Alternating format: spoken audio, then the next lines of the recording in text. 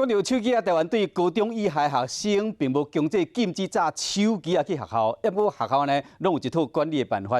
就讲台中市立的国中、高中，为是将手机做保管，锁伫教室的拖底，上课下课拢袂使用。台北有一间介绍国中，为2014年开始，就有这个管制手机用一个饲机场，就是饲手机的这个所在，80个保险箱，一个班级有一个。早起自修的时，学生将这个手机交予老师装修了，集中保管。下课放学了，才会使摕回去。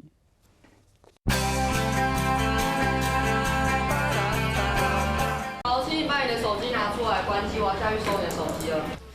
我看咧懵懵咧，透早自修7点半的时，手机拢总爱收起来。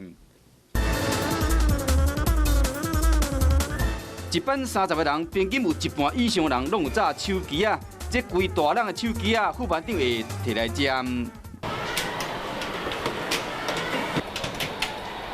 这是介绍各种放手机的所在，80个保险箱，每一班拢有一个。全校的学生手机拢总有锁起来，放伫遮。放学才会使摕回去，除非你像安尼。去回诊。那你要拿回你的手机吗？要。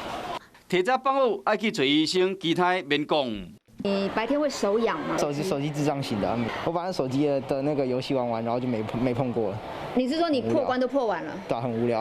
好学生囡仔载手机主要是方便甲家长联络，要不就惊讲学生囡仔摕手机去耍电动。介绍高中2014年开始设这个保险箱，要不多过一周，无过几啊长。遇到过的是有3只手机的孩子，保管了1只。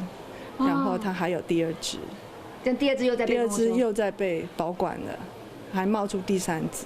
他生意做这么大？对，爸爸来领回去的时候不讶异。若是家长无甲老师合作，管这手机嘛是白费心机。台中私立高中上课时，手机嘛要交出来保管。